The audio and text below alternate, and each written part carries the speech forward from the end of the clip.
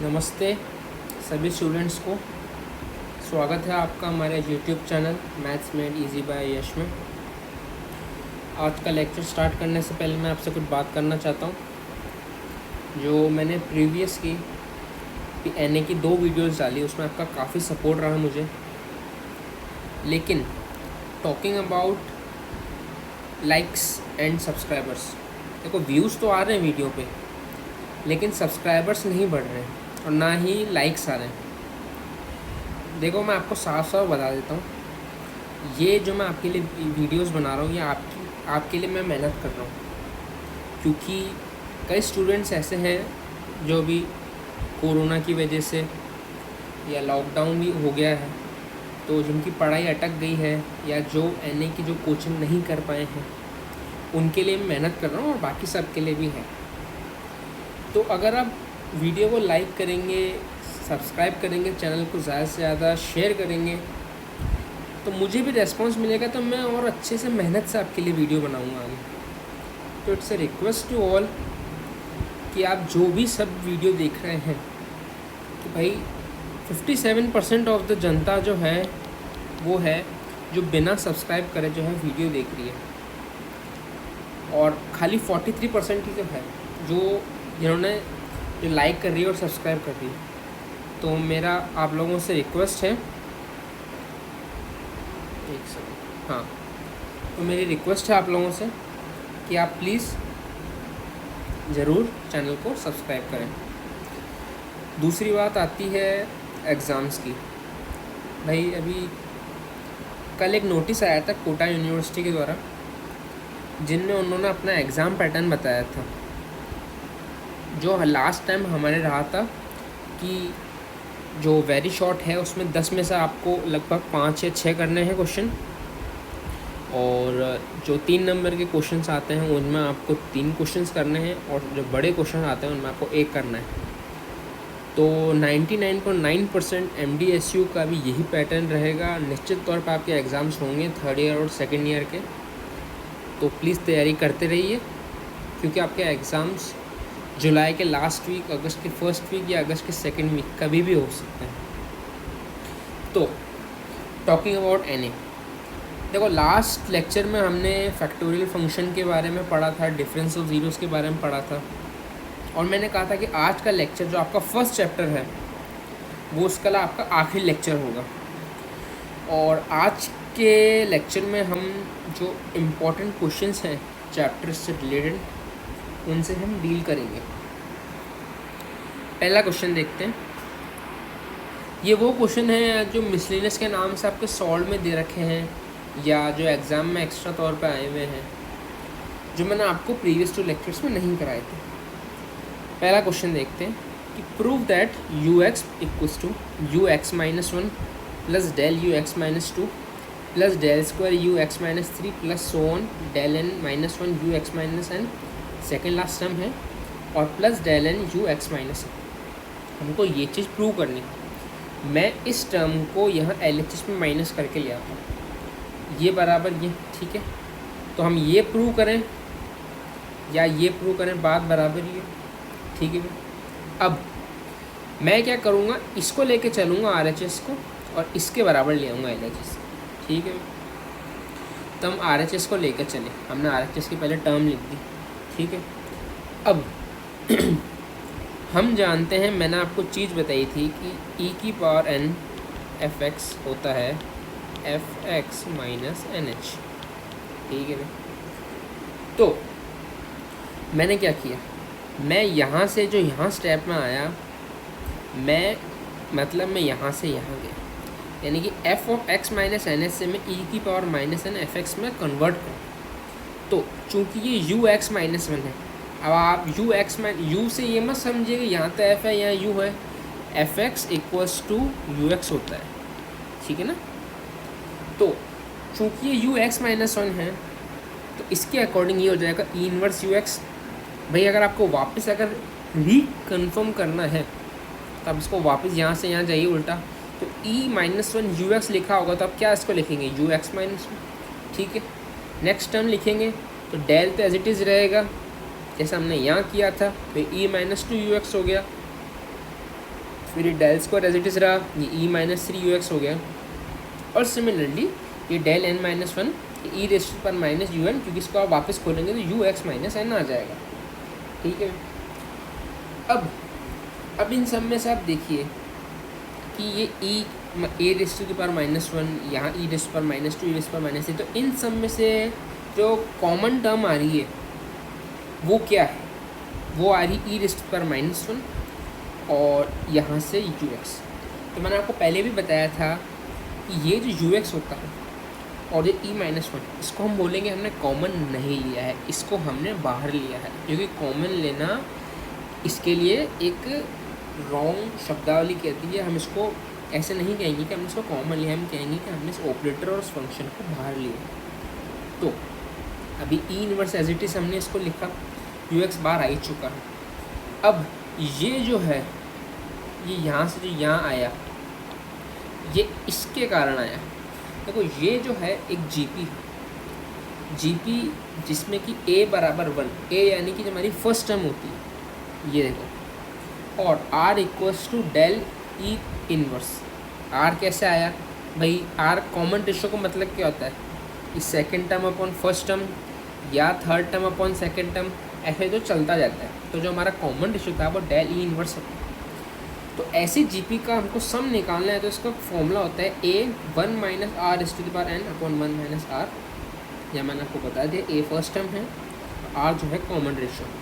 तो आर चूँकि हमारा कॉमन रेशियो है डेल ई इनवर्स, तो यहाँ हमने आर की जगह डेल ई इनवर्स रखा, यहाँ भी हमने डेल इनवर्स रखा, ए बराबर वन था। ठीक है। तो अब एन को जो है हमने अंदर ले लिया, तो ये हो गया डेल एन ई पर माइनस एन। अब यहाँ देखिए ये डेल ई इनवर्स है, तो हम ई इनवर्स को लिख सकते हैं वन अपॉन ई। तो ये क्या हो जाएगा? डेल अपॉन ई, है ना, ये ई इनवर्स हो जाएगा डेल अपॉन ई। फिर ये ई जो है यहाँ एलसीएम में आएगा, तो ये क्या होगा? ई माइनस डेल, है ना, ई माइनस डेल होगा, है ना। और फिर ये वाला जो ई जो है ये यहाँ ऊपर आ जाएगा। अब ये वाला ई इनवर्स को हमने लिखा है वन अपॉन ई, और ये वाला ई जो है ये वाला है जो बाहर आ गया था। ठीक है ना। तो ये ई वापस देख लेते हैं, ई इनवर्स को लिखा हमने डेल अपॉन ई, वन माइनस डेल अपॉन ई में पहले हमने एलसीएम लिया, तो ई माइनस डेल, है ना। फिर ये वाला जो ई जो था ये यहाँ आ गया, और ई इनवर्स को हमने वन अपॉन ई लिख दिया। ठीक है भाई। अब फर्स्ट लेक्चर में मैंने आपको प्रॉपर्टीज़ में बताया था कि हमारे पास प्रॉपर्टी होती है del is corresponding to E raise to the power E minus I. तो यहाँ ई माइनस डेल है, तो हमने आई को इधर लेकर डेल को इधर लेकर, तो ई माइनस डेल यानी कि आई। अब आप आई को लिखें ना लिखें, आई यानी कि वन होता है एक प्रकार से, है ना, तो हमने इसको नहीं लिखा। फिर यू एक्स एज इट था, फिर हम यू एक्स को अंदर ले गए, तो u x minus del n e u x minus n, क्यों ई माइनस एन जो है इस पर ऑपरेट हुआ, equals to L H S. तो देखो ये जो चीज़ थी हमको यही प्रूव करनी थी, है ना। तो समझ में आ गया आपका क्वेश्चन? इजी क्वेश्चन था लेकिन इम्पॉर्टेंट क्वेश्चन था। देखो ऐसे क्वेश्चंस को क्या कहते हैं? स्टैंडर्ड क्वेश्चन, है ना। तो इन क्वेश्चंस की खास बात ये होती है कि आपको फर्स्ट जो है स्टार्टिंग वो आपको याद रखनी ही पड़ेगी। जैसे कि यहाँ से आपको यहाँ जो है, जैसे मैंने आपको बताया, अगर आप ये याद नहीं रखोगे, अगर आप डायरेक्ट ऐसे ही जो शुरू करने चल जाओगे, सॉरी यहाँ से जो जहाँ स्टेप जो था कि भाई इसको हमको इधर लाना है LHS में, फिर सॉल्व करना है, तो क्या होगा? फिर आप अटक जाओगे। क्योंकि वैसे हर साल पेपर जो है 3 घंटे का होता है, लेकिन इस बार 2 घंटे का है। और NA के पेपर की दिक्कत ये है कि पेपर अनप्रिडिक्टेबल आता है। अनप्रिडिक्टेबल यानी कि क्वेश्चंस हर साल आप ज़रूर नोटिस करेंगे कि चाहे 1.5 नंबर में हो, 3 नंबर में हो, 7.5 नंबर में हो, हर साल 2 से 3 क्वेश्चन जो है आउट ऑफ द बुक आते ही हैं। तो हमको हमारी प्रिपरेशन ऐसी रखनी है कि क्वेश्चन देखते ही बुक का क्वेश्चन हो तो आंख बंद करती फटाफट कर देना है, कि हमको मतलब कहने को रटा हुआ होगा क्वेश्चन। ठीक है। अब यहाँ मैंने लिखा है रिमेनिंग 4 पार्ट्स होमवर्क। ये जो क्वेश्चन है ये सॉल्व एग्जाम्पल है, और ये किसी इसमें 4 पार्ट्स थे, ये क्वेश्चन का एक पार्ट था, तो ये उसका सबसे अच्छा क्वेश्चन पार्ट था।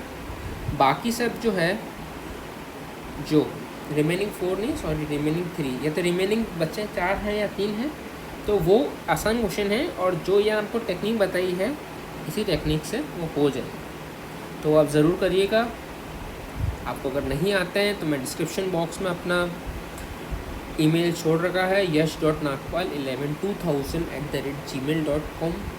आप मुझे वहाँ उस क्वेश्चन की फ़ोटो भेज दीजिएगा विद अपना नाम और अपना कॉलेज, किस कॉलेज में आप पढ़ रहे हैं।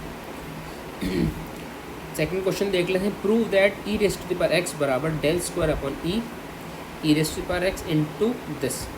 तो हमको प्रूव करना है कि इसकी वैल्यू ये है। भाई साफ सी बात है, अपन LHS तो स्टार्ट करेंगे नहीं, हमारे HHS से स्टार्ट करेंगे। तो देखो ये जो है दो टर्म्स का एक प्रकार में मल्टीप्लिकेशन है, तो हम पहले इसको ऑपरेट करेंगे फिर इसको ऑपरेट करेंगे, है ना। इसको अब यहाँ ब्रैकेट लगाएंगे। सबसे पहले हमने इसको ऑपरेट किया, है ना। तो देखो यहाँ जो है आप ऐसा नहीं कर सकती कि e⁻x को आप ऊपर नीचे ऑपरेट करो, क्योंकि e⁻x जो है combined operator del square upon e पे ऑपरेट हो रहा है। तो पहले आपको del स्क्वायर में e की वैल्यू निकालनी पड़ेगी, फिर आपको उस पर e⁻x जो है ऑपरेट करना पड़ेगा। तो देखो del की मैंने आपको ऊपर बता ही चुका हूँ, e-i वैल्यू होती है ना। तो यहाँ पे आप e-i रखोगे तो क्या आएगा, e-i का होल स्क्वायर अपॉन e। इसका आप होल स्क्वायर खोलो तो क्या आएगा, e स्क्वायर प्लस आई स्क्वायर यानी कि i माइनस 2e। फिर आप इसको e से डिवाइड करेंगे तो ये टर्म आएगी। अब e⁻x को जब आप इस पर ऑपरेट करेंगे तो यहाँ h जो है हमारा इंटरवल ऑफ डिफरेंस है, इंटरवल ऑफ डिफरेंस, ठीक है। e इस पर ऑपरेट हुआ तो ये क्या हुआ, e⁻x प्लस h माइनस 2। आई जो है मैंने आपको पहले लेक्चर में बताया था कि ऑपरेट जब होगा किसी फंक्शन पे तो वो फंक्शन एज इट इज़ रहेगा, और कि i अपॉन e यानी कि 1 अपॉन e यानी कि e इन्वर्स होगा। तो e इन्वर्स जब e⁻x पे ऑपरेट होगा तो e⁻x माइनस h होगा। अब यहाँ देखो ओवरऑल जो है e⁻x कॉमन आ रहा था, हमने e⁻x कॉमन लेके ये जो है टर्म लिख दी, ठीक है। अब बात आती है, सॉरी ये गलत आ गया, हाँ। तो ये अब हमको सेकंड टर्म जो है इस पर ऑपरेट करनी है। देखो सेकंड टर्म हमने लिखी, है ना। अब देखो दो है स्टेप है।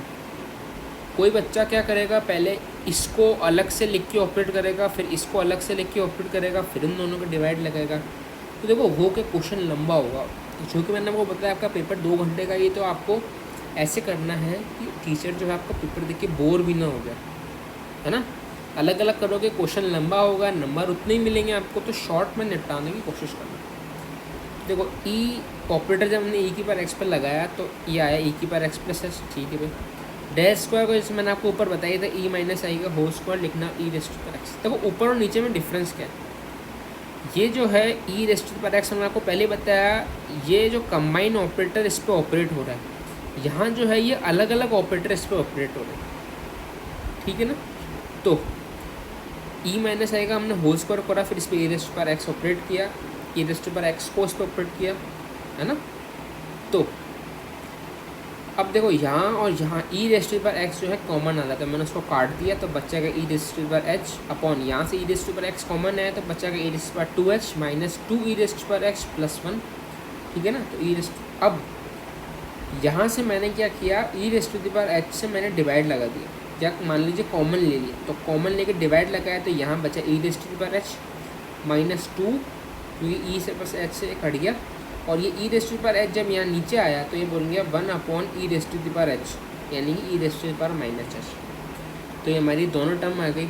अब चूँकि हम इनको दोनों को नंबर दे रखा है 1 और 2, और हमको निकालना क्या है 1 इंटू 2, तो जब हमने 1 और 2 को मल्टीप्लाई किया तब क्लियरली देख सकते हैं कि ये दोनों जो टर्म जो है कट गई थी, और जो हमारा है e⁻x बराबर लेफ्ट हैंड साइड जो हमको चाहिए था। तो ये भी जो है आपका जो है क्वेश्चन हो गया। अब next third question part, prove that sigma K equals to 0 to n-1 del square F K equals to del fn minus del l0। अब यहाँ हम LHS से शुरुआत करेंगे। पहले हमने जो गिवन था हमने इसको लिख दिया। मैंने आपको बताया था कि जो हमारा del स्क्वायर है उसको हम दो टुकड़ों में करके लिख सकते हैं, del इंटू del। तो इसको हमने del इंटू del एफ के लिखा। अब सवाल आता है कि हमने del स्क्वायर को तोड़ा क्यों, ऊपर वाले दो क्वेश्चंस की तरह e-i का होल स्क्वायर है कि क्यों लिखा।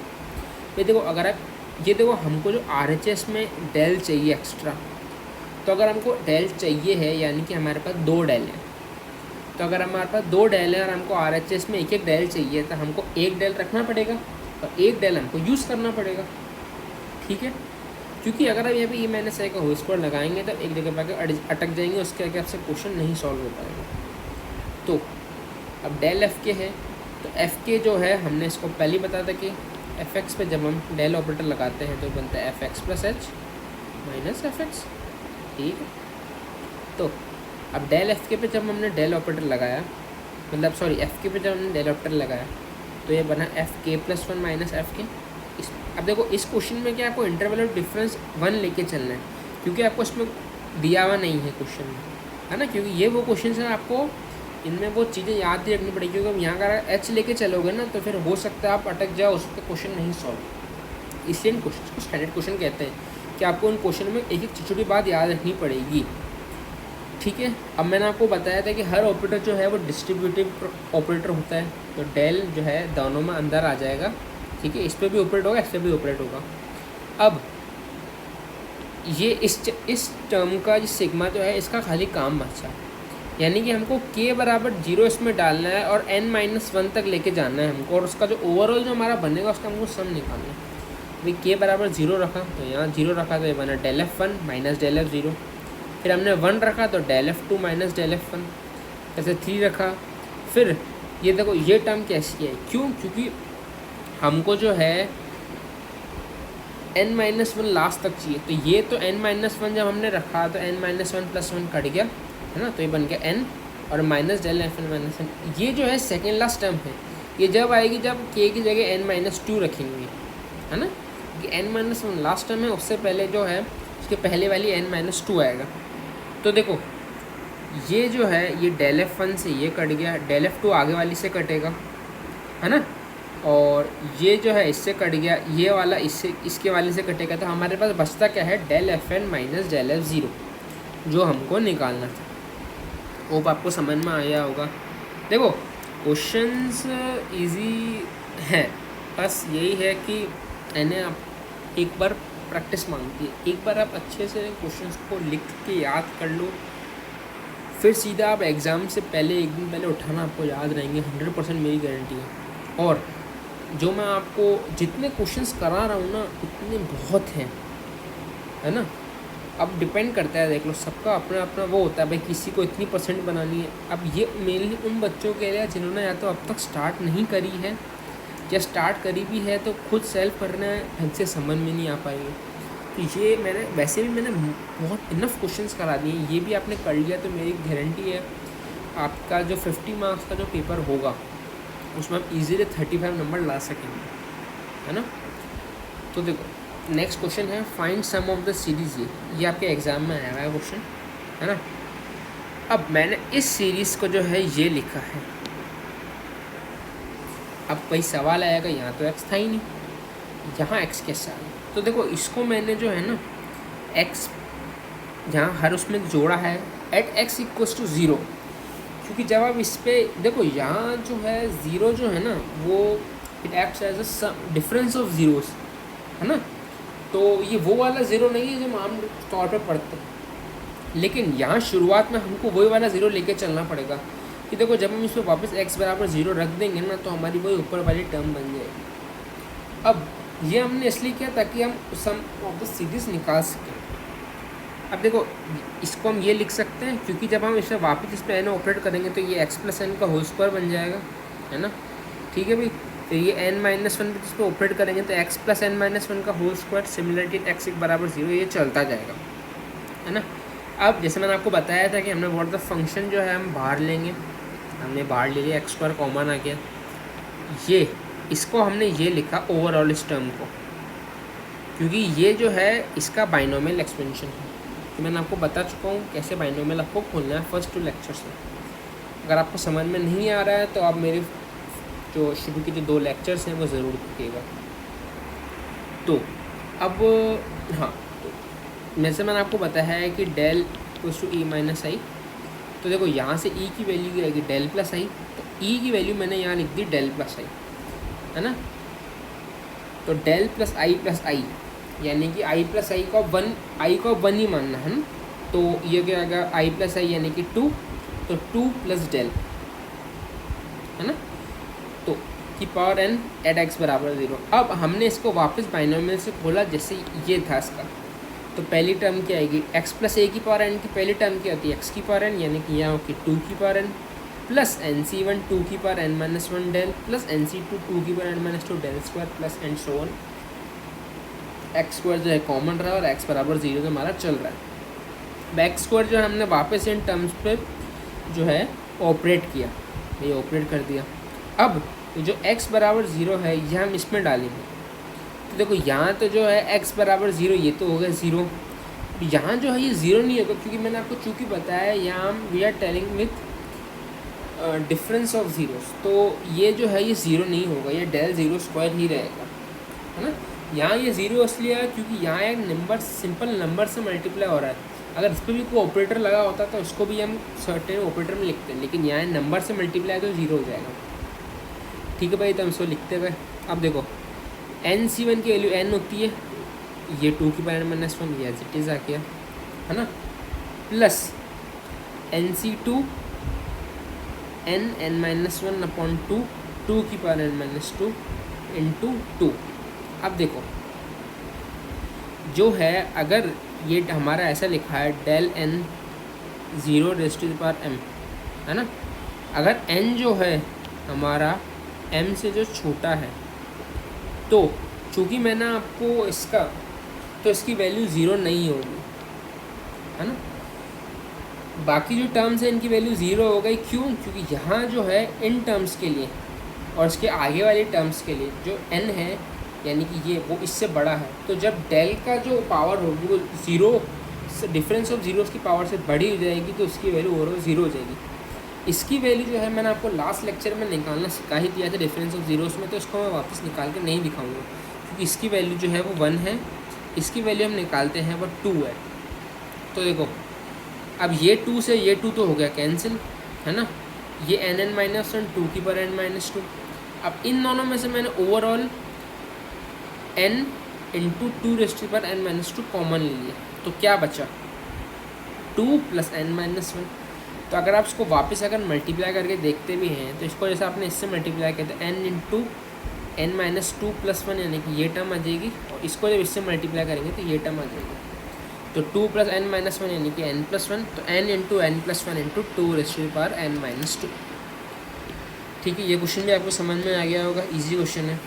अब ये क्वेश्चन आप लगा लीजिए इम्पोर्टेंट, इस हिसाब से नहीं कि ये एग्ज़ाम में आएगा नहीं आएगा, क्योंकि ये ऐसा स्टैंडर्ड क्वेश्चन है जो आपको, मैं आपको सीधा बोल रहा हूँ, रट के रखना ही पड़ेगा, है ना। इसको आप ये खाली समझ सकते हो, लेकिन आपको उसको पूरा क्वेश्चन एज इट इज़ याद रखना पड़ेगा। क्यों, क्योंकि मैं आपको क्वेश्चन देखते मैं आपको समझाऊंगा। Find relation between alpha beta and gamma in order that alpha plus beta x plus gamma x square may be expressible in one term in factorial notation. यानी कि हमको अल्फ़ा बीटा गामा में एक ऐसा रिलेशन फाइंड करना है ना भाई। पहले तो देखो हमको एक ऐसा पॉलिनोमियल निकालना है जो इसके बराबर हो, मतलब इसका जो है फैक्टोरियल नोटेशन हो, ठीक है ना। अब उसके बाद में हमको जो अल्फ़ा बीटा गामा की जो वैल्यू आएंगी किससे, जो हम पॉलिनोमियल मान रहे हैं फैक्टोरियल फंक्शन वाले, उसके जो कांस्टेंट है उसकी टर्म्स में हमको अल्फ़ा बीटा गामा की वैल्यू निकालनी है। तो देखो alpha plus beta x plus gamma x square को हमने ये मान लिया फैक्टोरियल नोटेशन में, हम मान सकते हैं भाई, क्यों, क्योंकि इसकी पावर भी 2 है तो इसकी आई पावर भी फैक्टोरियल नोटेशन की भी 2 ही होगी। अब आपने ये मैंने आपको बताया भी है और आपने ये पढ़ा भी होगा कि जो फैक्टोरियल फंक्शन है ना, तो a plus b x raise to the power n, तो उसको आप क्या लिख सकते हैं, a plus b x minus 1, a plus b x, ये n2 में चल रहा है ना, a plus b x minus 2 and so on, है ना। तो यहाँ इसकी जितनी जो पावर होगी उतनी हमारे पास टर्म्स आएंगी और उतना x में एक रिड्यूस होता जाएगा। चूँकि हमारे पास n की वैल्यू 2 थी तो 2 टर्म आएंगी, पहले टर्म आएगी as it is a plus b x, और उसके बाद आएगी a plus b x minus 1। फिर ये हो गया a plus b x minus b, a plus b x minus b, इसको हमने खोला, कांस्टेंट को हमने एक तरफ ले लिया, एक कंबाइन कर लिया, एक्स का जो था हमने एक कंबाइन कर लिया और एक्स स्क्वायर का जो था हमने कंबाइन कर लिया। ठीक है, तो अब इसकी वैल्यू ये आ गई, हमने कंपैरिजन किया बोथ साइड्स, तो कांस्टेंट की वैल्यू अल्फ़ा की वैल्यू ये, बीटा की वैल्यू ये, क्योंकि बीटा एक्स था और गामा एक्स स्क्वायर था बी स्क्वायर। अब आप देखो तो आपको क्वेश्चन थोड़ा अटपटा लगेगा। मैंने डायरेक्ट गामा स्क्वायर की वैल्यू निकाली है, गामा स्क्वायर की वैल्यू बी की पावर 4, फिर मैंने निकाला है अल्फ़ा गामा, है ना, फिर मैंने निकाला है बीटा स्क्वायर, फिर मैंने वैल्यू निकाली gamma square plus 4 alpha gamma की, जिसकी वैल्यू बराबर आ गई बीटा स्क्वायर, और मैंने इसका आंसर लिख दिया ये। क्यों? देखो इसका कारण ये है ना, बुक में इसको प्रॉपर्ली सॉल्व कर रखा है और ना इसका कोई और तरीका है। अब आपको ये जो रिलेशन है एग्ज़ाम में, ये आपको डायरेक्टली याद रख के जाना ही पड़ेगा, और कोई आपके पास चॉइस नहीं है। क्योंकि अगर आप सोचोगे एग्ज़ाम में आप इन तीनों में से ए बी का एलिमिनेशन करके एक रिलेशन निकालेंगे अल्फ़ा बीटा में, तो वो निकलेगा ही नहीं अगर आपको ये याद नहीं होगा। तो देखो स्मार्टनेस क्या दिखानी है, ये आपको रिलेशन याद रखना है। अब देखो, अब आपको सीधा यहाँ के बाद यहाँ नहीं आना है, तो टीचर को लगेगा आप रट के आया हो। आपको ये सब स्टेप्स करके दिखानी है। तो देखो गामा स्क्वायर की वैल्यू निकालना, फिर अल्फ़ा गामा है, अल्फ़ा वैल्यू निकालना, फिर बीटा स्क्वायर की वैल्यू निकालना, फिर गामा स्क्वायर पर अल्फ़ा गामा निकाल के दिखा देना कि ये बीटा स्क्वायर के बराबर है ना। तो ये एकलौता क्वेश्चन है पूरी बुक में जो आपको क्रैम करके जाना है या रट के जाना है, एकलौता ऐसा क्वेश्चन। आज के टॉपिक का लास्ट क्वेश्चन हम करेंगे, ये इंपॉर्टेंट क्वेश्चन है, एग्जाम में आ चुका है कि मेरे को प्रूव करना है कि डेल आर एक्स इज पर factorial r equals to r factorial h is पर आर। तो देखो एक्स इज पर आर की वैल्यू ये होती है जब एच जो हमारा इंटरवल डिफरेंस होता है, यानी कि x into x minus h into x minus 2 h up to dot x minus r minus 1 h. अभी आर माइनस 1 के ऊपर डंडी लगी है, यानी कि इसका मतलब ये होता है, हम ब्रैकेट नहीं लगाने के लिए बार बार इसको अवॉइड करते हैं ताकि आर माइनस 1 के हम डैश लगा दें।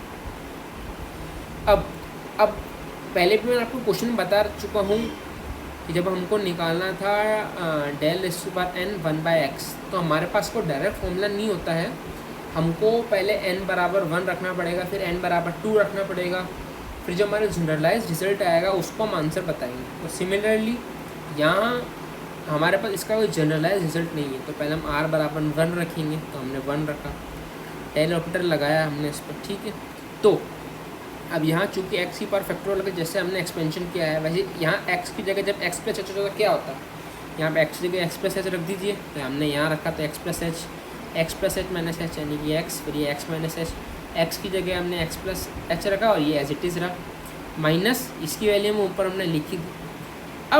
अब देखिए इन दोनों में से जो ये जो टर्म है ना, ये वाली ये पूरी जो है कॉमन आ रही है, तो देखो ये हमने कॉमन यहाँ लिख दी, क्योंकि आप जब इसको ओपन करके खोलोगे तो ये आएगा, तो बचा क्या, x प्लस एच माइनस ये, इन दोनों में से ये वाली टर्म जो है कॉमन आ रही थी, तो बचा कि x प्लस एच माइनस ये टर्म, तो x प्लस एच माइनस जब हमने लगाया तो माइनस एक्स, और ये माइनस माइनस हो गया प्लस, है ना, तो plus r h minus H, ठीक है भाई।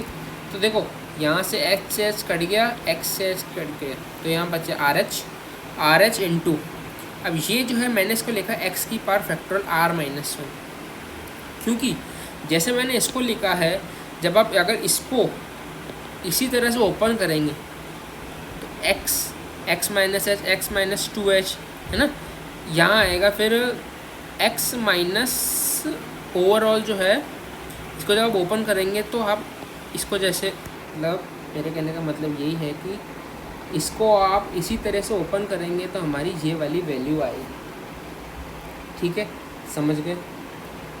तो नेक्स्ट हमने इस डेल एक्स की पावर फैक्टोरियल लगे, हमने वैल्यू निकाल ली, है ना।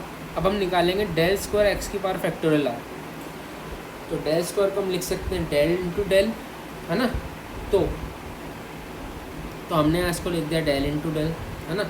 अब दूसरा डेल कहाँ गया, दूसरा डेल ये जो हमने वैल्यू निकाली थी इसकी हमने डायरेक्ट यहाँ वैल्यू रख, तो आर एच जो था कॉन्स्टेंट था वो तो बाहर आ गया। अब जैसे हमने ऊपर ओपन किया है वैसे हम यहाँ ओपन करेंगे। फ़र्क क्या है, ऊपर यहाँ आर था, यहाँ आर माइनस वन है। तो आपको बस कुछ नहीं करना है, जो आपको मैंने ऊपर जो एक्सपेंशन बताया है एक्स की पावर फैक्टोरियल आर का, वैसे आपको इससे खोल लेना है। तो देखो x plus h, x x minus h, इसको ओपन कर देगा एक्स प्लस एच, वहाँ minus r minus one h था क्योंकि वहाँ एक्स की पावर फैक्टोरियल आर था, है ना। एक्स प्लस एच की पावर फैक्टोरियल आर था, यहाँ चूँकि आर माइनस वन है तो इससे एक छोटा और नंबर आएगा यहाँ पे आर माइनस टू एच, और फिर यहाँ जो है ये आ गया। सिमिलरली इन दोनों में से ये वाली टर्म, है ना, और ये वाली टर्म, ये जो है यहाँ तक, सॉरी, ये हमारी कॉमन आ गई, है ना। तो हमारे पास बचा क्या, आर एस तो एज इट इज़ रहा बाहर, है ना। तो एक्स प्लस एच माइनस ये वाली जो टर्म है minus x plus r h minus two h, तो ये r h as it is रहा, ये हो गया एक्स एक्स माइनस एच, है ना, ये एज इट इज़ रहा। यहाँ से देखो अब एक्स एक्स कट गया, H minus two H minus H, तो और आर एच माइनस एच यानी कि आर माइनस वन एच, तो ये आर एच और ये आर माइनस वन एच क्या हो गया, R into R minus one into H square, X की power factor N R minus two, इसकी वैल्यू ये है। तो जैसे मैंने आपको ऊपर बताया था कि इसको आप उससे अगर खोलेंगे तो ये आपका आ जाएगा। सिमिलरली हमने दो निकाल दिया, तो डेल क्यूब की क्या वैल्यू होगी, R into R minus one into R minus two, H cube X की power factor R minus three. तो अब हमने लिखा है ये जो ऊपर हमने प्रोसेस कर रहे हैं इसको अगर हम आर टाइम्स रिपीट करते हैं, है ना, तो हमारी वैल्यू क्या आएगी, r r minus one r minus two r minus three up to last में हमारा आएगा आर माइनस वन, है ना। तो वो हो जाएगा, लास्ट में हमारी वैल्यू बचेगी वन। अब देखो अगर यहाँ डेल क्यूब था तो ये एच की वैल्यू उतने ही नंबर में थी, तो यहाँ चूँकि यहाँ डेल आर है तो एच की भी वैल्यू आर होगी, है ना, एच की पावर में। अब देखो यहाँ आर माइनस ये जो डेल की पावर थी वो एच डी का नंबर आ रहा था, तो जब यहाँ हमने किया तो एक्स की पावर आर माइनस, चूँकि यहाँ तो आर माइनस आर जो होगा ज़ीरो होगा, और फैक्टोरियल ज़ीरो की वैल्यू जो होती है वो ज़ीरो होती है, और एक्स की पावर ज़ीरो की वैल्यू वन हो गई, ठीक है ना। तो r r minus one r minus two up to one की वैल्यू होगी फैक्टोरियल आर, और ये एच की पावर जो आर होगी। तो देखो मेरी तरफ से ये फर्स्ट चैप्टर जो आपकी बुक में जिसका नाम है the calculus of finite difference, वो मेरी तरफ से हो चुका है कंप्लीट, और जितना मैंने आपको कराया है आप उतना ही कर लीजिए, इनफ है। नेक्स्ट टर्म पे हम नया चैप्टर शुरू करेंगे, इंटरपोलेशन विद इक्वल इंटरवल, जो कि छोटा चैप्टर है और इंटरेस्टिंग चैप्टर है। सो अगर आपको मेरी वीडियो पसंद आई हो तो उसे प्लीज़ लाइक कीजिएगा, चैनल को सब्सक्राइब कीजिएगा और वीडियो को ज़्यादा से ज़्यादा शेयर कीजिएगा। Thank you very much.